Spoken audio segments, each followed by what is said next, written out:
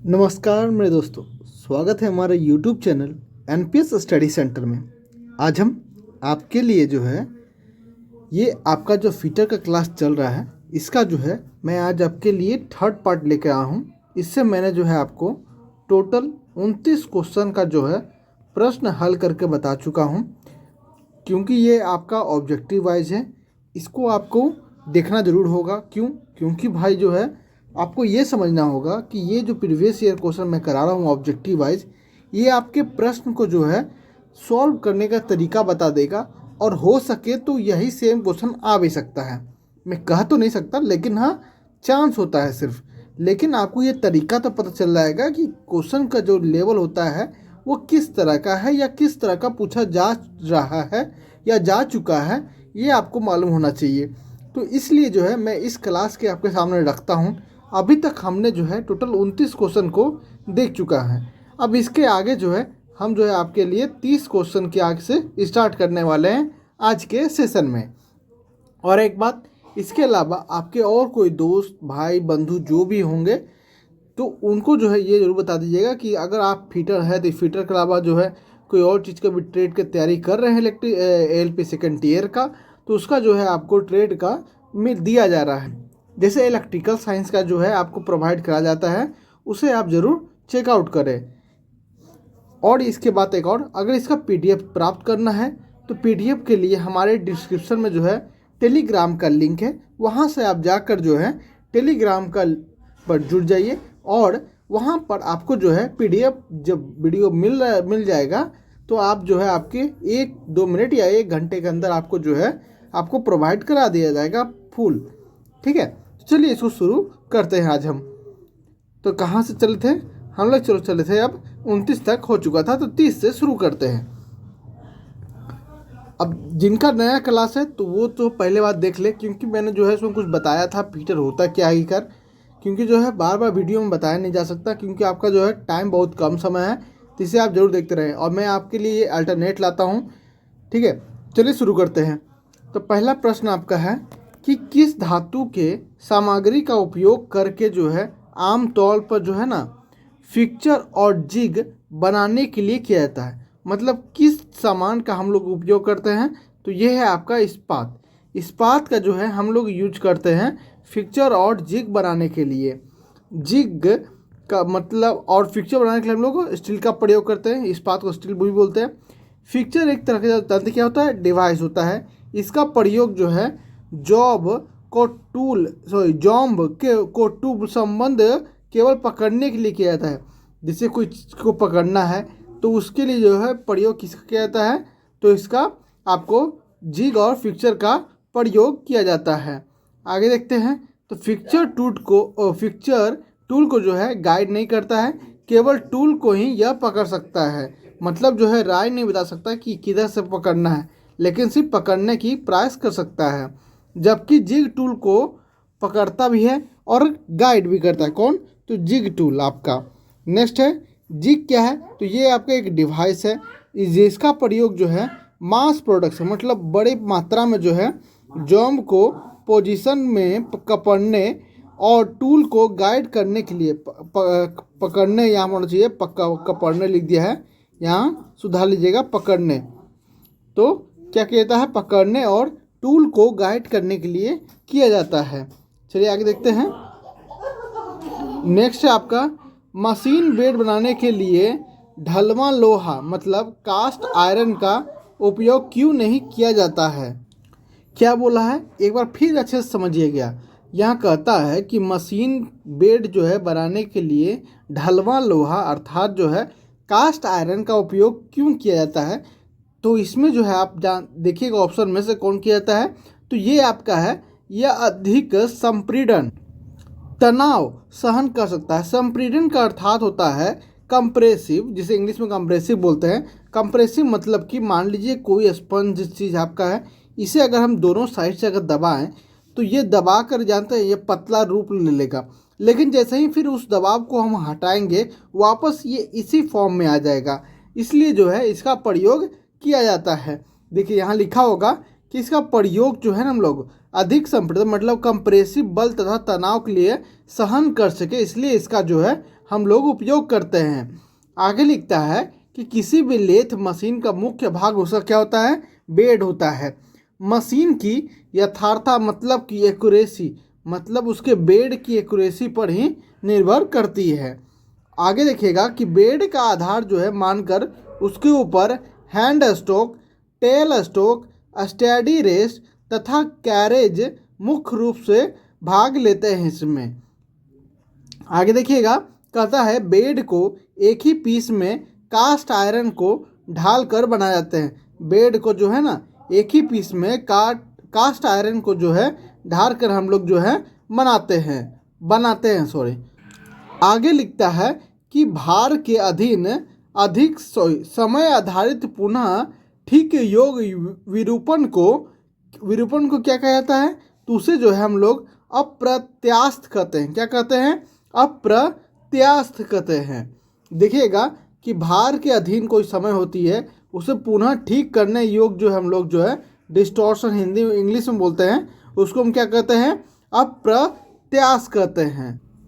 अब आपको जो है ये शुद्ध हिंदी समझ में नहीं आ रहा होगा, क्योंकि यह अप्रत्यास्थ मतलब होता क्या है। अप्रत्यास्थ जैसे कि प्रत्यास्थ मतलब होता है इलास्टिसिटी, जो आसानी से खींचा जा सके, बट जो है आपका जो है अप्रत्यास्थ का मतलब होता है जो आसानी से खींचा ना जा सके। अब यहाँ देखिएगा, कहता है कि प्रत्यास्था मतलब इलास्टिसिटी पदार्थ का उस गुण को कहते हैं जिसके कारण उस बाहरी बल पर लगाने वाले उस विकृति मतलब डिफॉर्मेशन आती है, लेकिन बल हटा लेने पर जो है वह अपनी मूल अवस्था में चली आती है। अर्थात मैंने कहा था अभी कि कोई चीज़ को अगर मैंने इस बार कहा था कि मतलब सॉरी पिछले क्वेश्चन में बताया था दबाने का ना, मतलब एक दोनों से बड़ा का, लेकिन इसमें मैंने कहा कि दोनों तरफ से अगर आप किसी सामान को खींच रहे हैं, जैसे आपका क्या हो गया, स्प्रिंग हो गया। हाँ, एक अच्छा एग्जाम्पल है आपके लिए, जैसे कि स्प्रिंग हो गया, मैंने इस साइड से खींचा, इसे इस साइड से खींचा, लेकिन जो है जब उस पर जो है बल छोड़ दिया जाता है, नहीं लगाया जाता है माफ़ कीजिएगा, तो वापस ये जो है ना सिक्योर का वापस अपने लेंथ में ही वापस चली आती है। आगे लिखता है कि सुघटितता मतलब कि प्लास्टिसिटी किसी वस्तु का वह गुण जिसके कारण विरूपक बल घटाने पर जो है बाद में वस्तु जो है मूल अवस्था में प्रयास नहीं करती है, उसे क्या कहते हैं, प्लास्टिसिटी कहते हैं। माफ़ कीजिएगा, थोड़ा गला लगता बजा हुआ है। अब इसका मतलब मैं समझाता हूँ। जैसे कि मैंने अभी बताया कि इलास्टिसिटी मतलब होता है क्या है, जिससे कि अगर मैंने से है दोनों साइड से अगर स्प्रिंग को घिसता हूँ तो वो क्या होता है कि वापस अपने लेंथ में चला आता है। लेकिन हर स्प्रिंग का ऐसी बात नहीं होती है। मान लीजिए कोई चीज़ होगी ऐसी कि जो स्प्रिंग जो है इसको अगर हम इस साइड से खींचते हैं और इसको इस साइड से खींचते हैं, तो ये जो है ना सिर्फ अपने ही जो खींचा हुआ लेंथ होगा वो उस लेंथ में ये पहुंच जाता है। ठीक है, उस लेंथ में ही यह पहुंच जाता है। इसे हम क्या कहेंगे, प्लास्टिसिटी कहेंगे। या अगर आप प्लास्टिक को देखते होंगे कि प्लास्टिक को अगर आप खींचिएगा दोनों साइड से तो वो पहले इतना सा ही लेंथ रहेगा, ठीक है, लेकिन बाद में जो है इसकी लेंथ यहाँ से यहाँ बढ़ जाती है, मतलब इतना दूर जो है इसकी लेंथ बढ़ जाती है। आगे लिखता है कि जैसे प्लास्टिक का कोई भी सामान, जैसे यहाँ पर एग्जाम्पल भी दे दिया आपको। नेक्स्ट है आपका कि निम्न में से किस सामग्री का उपयोग जो है ना बेरिंग बनाने के लिए नहीं किया जाता है। बेरिंग बनाने के लिए किसका प्रयोग जो है ना हम लोग नहीं करते। देखिए हम लोग उसमें जो है क्रोम स्टील, लोहा, कांसा, स्टेनलेस स्टील का उपयोग करते हैं। लकड़ी का उपयोग हम लोग कैसे करेंगे, जैसे कि बेरिंग होता है ये गोल हो गया, इसमें जो है आपका जो है क्या रखाता है, गोली रखाता है और इसमें बड़ा छेद होता है ना। तो इसका जो हम लोग जो ढांचा है इसका हम किस चीज़ से बनाया जा सकता है, तो क्रोम स्टील हो गया, कांसा हो गया, स्टेनलेस स्टील से बना सकते हैं। लेकिन लकड़ी से तो नहीं बना सकते ना। लकड़ी से अगर बनाएंगे तो ये काम ही क्या करेगा, नहीं कर पाएगा ना, मजबूती नहीं दे पाएगा सही से। ये बेरिंग बनाने के लिए लकड़ी का उपयोग नहीं करते। आगे लिखता है कि बेरिंग जो है ज़्यादातर गन मेटल या कांसे का बना होता है। आगे लिखता है किसी घूमने वाली मशीन के अंग को संभालने के लिए बेरिंग का प्रयोग किया जाता है। मैंने अभी बताया था एग्जाम्पल लेके आपको। बेरिंग एक शाफ्ट जिसे एक बेंड हुए या बेलोंग के सही तरीके से चलाना होता है। यही मैंने आपको बताया था अभी। उसकी लंबाई के साथ साथ जो है ना विभिन्न स्थानों पर आश्रय देने की भी आवश्यकता होती है उसमें। आगे लिखता है यह आश्रय जो है ना बेरिंग के द्वारा ही दिया जाता है। आगे आपके पास है, कहता है कि लोहा और किस जंग का जो है निर्माण होता है। किससे जो है ना लोहा और किससे जो है ना जंग का निर्माण होता है। तो लोहा और ऑक्सीजन, मान लीजिए हमने बाहर लोहा रख दिया, वो जैसे ही लोहा जो है आपके ऑक्सीजन के संपर्क में आता है ना, उसमें जंग लगना जो है ना शुरू हो जाती है। क्या होती है? जंग लगना जो है शुरू हो जाता है। लोहा और ऑक्सीजन से क्या होता है? जंग लगना शुरू हो जाता है। अगर लोहा पर जो है जीआई जिंक का जो है ना लेप चढ़ा दिया जाए तो जंग लगने की समस्या न के बराबर होती है। लगेगा लेकिन न के बराबर लगता है। स्टेनलेस स्टील में जो है जंग नहीं लगता कभी भी। स्टेनलेस स्टील में जो है जंग नहीं लगता है, क्योंकि इसमें जो है क्रोमियम के 18%, निकल के 8% और कार्बन की 1% होती है मात्रा। चलिए आगे देखते हैं। नेक्स्ट आपका लिखता है कि लोकेटिंग और क्लैपिंग उपकरण बनाने के लिए आमतौर पर किस सामग्री का उपयोग किया जाता है। तो इसमें जो है हम लोग उच्च कार्बन इस्पात का ही जो है ना उपयोग करते हैं। किसका करते हैं? तो उच्च कार्बन इस्पात का हम लोग जो है इसका प्रयोग करते हैं। आगे देखते हैं कि लिखता है उच्च मतलब हाई हो गया यहाँ पे। फाइल बनाने के लिए हाई कार्बन का ही प्रयोग किया जाता है। हाई कार्बन का ही हम लोग प्रयोग करते हैं फाइल बनाने के लिए। जबकि ड्रिल बिट हाई स्पीड जो है ना स्टील से बनाए जाते हैं। किससे? स्टील से बनाए जाते हैं। लोकेटिंग और क्लैपिंग जो है उपकरण जो है इसके अंतर्गत ही जिंक आते हैं। जिग टूल को जो है लॉकेट और क्लैंप भी करता है। क्या करता है? जिग टूल को जो है ना लॉकेट और क्लैंप भी करता है। चलिए आगे देखते हैं। नेक्स्ट लिखता है कि धातु की वह क्षमता जो आहनन, हैमरिंग या वेलन द्वारा जो है विमंजक के बिना किसी दिशाओं में विस्तृत हो सकती है। तो क्या है? आघातवर्धनीयता। किससे? आघातवर्धनीयता से, मतलब मेलाबिलिटी से। यहाँ देखिए लिखा हुआ है मेलेबिलिटी से। आगे लिखता है कि आघातवर्धनीयता का वह गुण जिसके आधार पर किसी सामग्री को बिना किसी भी विदरण के पतरे सीट में ठोका या रेलिंग किया जा सकता है। क्या कहता है? उसको हम लोग ठोक और रेलिंग कर सकते हैं। यह गुण जो है ना धर्म आमतौर पर तापमान में वृद्धि के साथ बढ़ता है। क्या होता है? तापमान में वृद्धि के साथ बढ़ता है।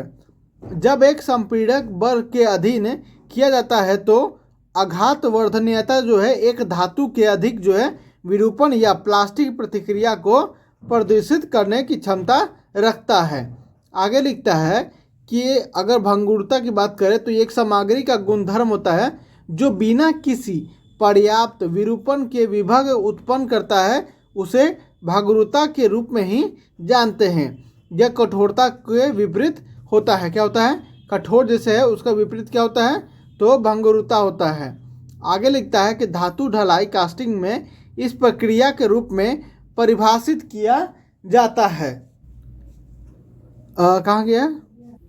हाँ, जिसमें पिघली हुई धातु को एक ऐसे सांचे में डाला जाता है, जिसमें जो है पिघली हुई धातु को एक सांचे में डाल देता है, जिससे एक आवश्यक ज्यामितीय आकृति का खोखला होल होता है और एक ठोस भाग जो है न बनाने में ठंडा दिया जाता है, ठंडा होने के लिए दिया जाता है। आगे लिखता है कि कौन सा लोहा जो है शुद्ध रूप से सबसे निकट है। तो कौन सा है? तो पिटमन लोहा जो है सबसे शुद्ध होता है। इसमें पिटमन लोहा एक बहुत ही शुद्ध लोहा होता है, जहाँ पर लौह सामग्री में 99.5% से भी कम होती है। यह कच्चे लोहे को फिर से जो है पिघलाने से उत्पन्न होता है और कुछ मात्रा में सिलिकॉन, सल्फर, फास्फोरस जो है मौजूद हो सकता है। यह कठिन, आघातवर्धनीय, मेलिएबल और नमनीय होता है और आसानी से गढ़ा या वेल्ड किया जाता है। हालांकि ये आकस्मिक झटके नहीं सह सकता। क्या कहा है? कि ये जो है अगर इमरजेंसी में झटके आते हैं तो उसे यह नहीं सह सकता है। इसका प्रयोग जो है हम लोग कहाँ करते हैं, तो चैन में करते हैं, क्रैन हुक में करते हैं, रेलवे युग्म में करते हैं, ऐसे अन्य जगहों पर ही जो है लोहे को हम लोग बनाते हैं। पिटवा लोहा से कच्चा लोहा और उद्योग का एक जो है मध्यवर्ती क्या है, ये उत्पाद होता है। ढलवा लोहा क्या होता है, तो कार्बन लोहा के सिलिकॉन की मिश्र धातु होती है। यह कठिन और भंगुर होती है, मतलब कि नरम होती है।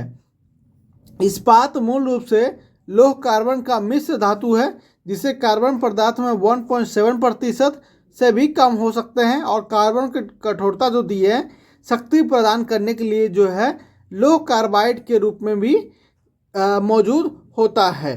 आगे देखते हैं, कहता है कि धातु का कौन सा गुणधर्म जो है यांत्रिक गुणधर्म कहलाता है। तो ये जो है आपका दृढ़ता जो है ये आपको गुणधर्म यांत्रिक गुणधर्म कहलाता है। नेक्स्ट आपका है, कहता है कि यहीं पे कि धातुओं में विभिन्न गुणधर्म होते हैं, जैसे उसके अनुप्रयोग के प्रकार के अलग अलग धातुओं से चुना जाता है। धातु के भौतिक गुणधर्म होता है, तो वो कौन कौन सा, रंग, वजन, विशिष्ट गुणतत्व, संरचना, चालकता, चुंबकीय गुण और गलनीयता, ये आपके जो होते हैं क्या होते हैं, तो धातु के भौतिक गुणधर्म होते हैं। आगे देखिएगा कि धातु के जो है यांत्रिक गुणधर्म भी होते हैं। तो यांत्रिक गुणधर्म कौन से होते हैं, नम्यता, आघातवर्धनीयता, कठोरता, भंगुरता, टफनेस, दृढ़ता, प्रत्यास्थता, ये सारे जो क्या होते हैं यांत्रिक गुणधर्म होता है।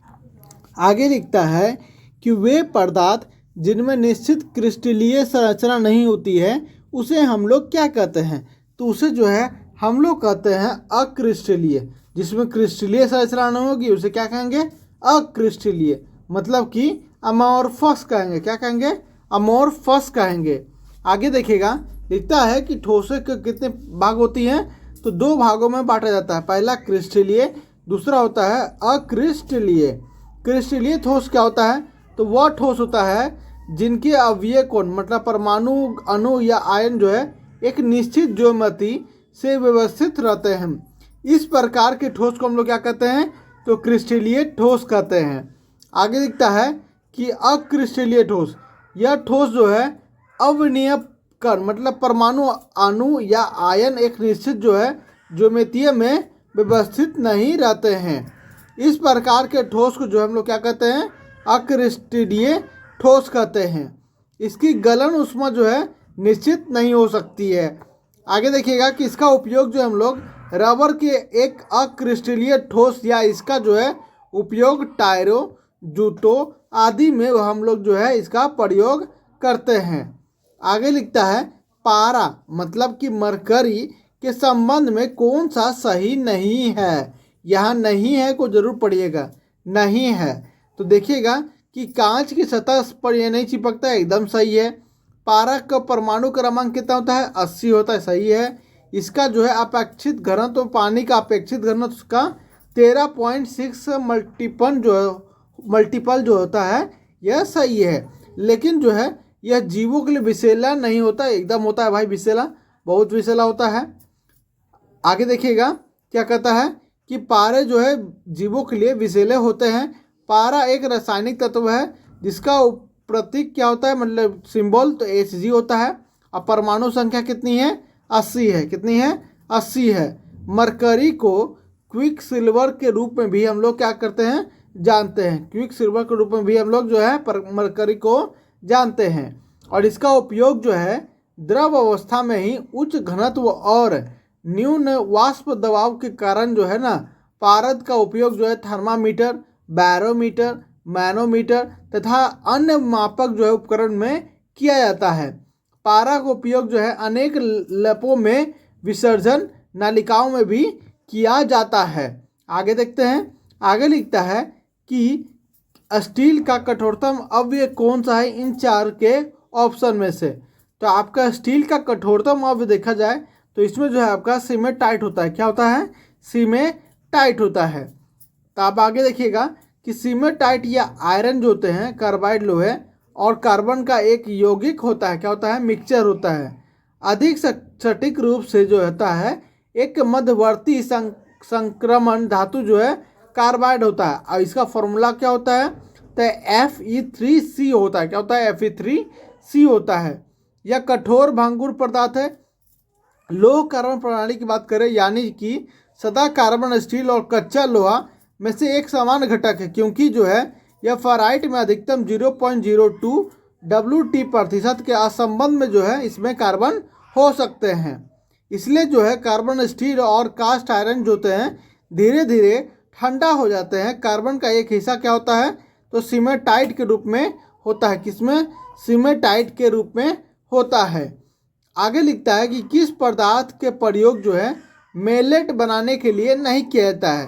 तो इसमें जो हम लोग लकड़ी का उपयोग कर सकते हैं, रबर का, प्लास्टिक का, बट ढलवा लोहा का जो है हम लोग उपयोग नहीं कर सकते। मेलेट या जैसे कि मुलायम हथौड़े को मेलेट कहा जाता है। इसका प्रयोग जो है पतली शीट पर चोट लगाकर सीधी करनी अथवा जो है मोड़ने के लिए ही उपयोग किया जाता है। इसके प्रहार से जो है शीट पर निशान नहीं पड़ते हैं। आगे लिखता है कि सॉफ्ट हैमर बनाने के लिए जो है हम लोग जो है लकड़ी, हार्ड रबर, कच्चा नायलॉन, टेफ्लॉन, लीड अथवा तांबा का जो है हम लोग प्रयोग किया करते हैं। जबकि सीट मेटल के शॉप में जो है ना अधिकतर लकड़ी के मैलेट ही जो है ना प्रयोग किए जाते हैं। आगे देखिएगा, कहता है लो धातुएं Cu और Al मिश्र धातुओं का वेल्डिंग के लो जो है फ्लैम होते हैं उसका प्रयोग में किसका लिया जाता है, तो इसका प्रयोग किया जाता है आपको उदासीन के लिए। किसके लिए, उदासीन के लिए।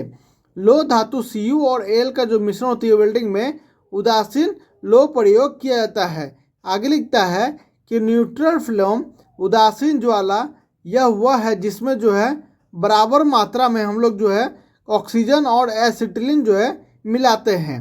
और इसका रंग जो है ना हल्का नीला रंग का होता है और तापमान जो है 3200 डिग्री सेल्सियस का होता है। कितना, 3200 डिग्री सेल्सियस का होता है। तो आज जो है यहीं तक रह देते हैं। मैंने आपको जो है टोटल जो है आपको 3 क्लास में 43 क्वेश्चन को है जो ना कवर कर चुका हूँ। इसी तरह आपको आगे भी प्रोवाइड किया जाएगा। तब तक तो हमारे इस चैनल पर बने रहें। और हाँ, अगर आप मदद करना चाहते हैं तो देखिएगा वीडियो के नीचे जो है हमारे एक दिल की तरह बना होता है, उस पर सुपर थैंक्स बना होता है, उससे जो है हमें मदद कर सकते हैं आप लोग। तो मिलते हैं नेक्स्ट वीडियो में। धन्यवाद।